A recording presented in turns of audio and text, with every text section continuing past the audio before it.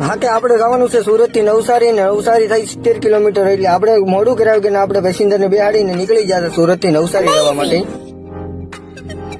ત્યાં આવ્યું સિગ્નલ ખુલતાની સાથે જો ટ્રાફિક નો માહોલ વધતો જાય આપણા સુરતમાં એટલે કઈ વાંધો નહીં આપણે આપણા રસ્તે પર નીકળી ગયા આવી ગયા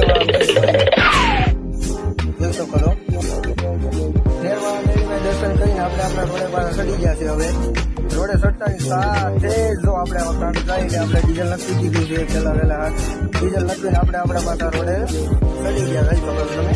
રોડે ચડીને આ રીતે આપણે વડોદરા નેશનલ હાઈવે પકડી લીધો છે પાછો મસ્તીનો.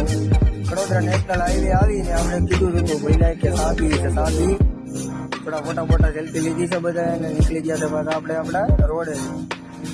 તો આપણી રાણી છે આપણું યુઝ હોય છે વડોદરા નેશનલ હાઈવેનો થોડા મોટા વાડી યુઝ લઈ અને આપણે આપણા રોડે ચડી ગયા છે પાછા જોઈ શકો છો. પછી આકે રાખે આપણે ઘમઘમાટી એટલે કઈ વાંધો નહીં. નવસારી ગામમાં આપણે પહોંચી જાય એન્ટ્રી 1000 રૂપિયાની લીધી છે.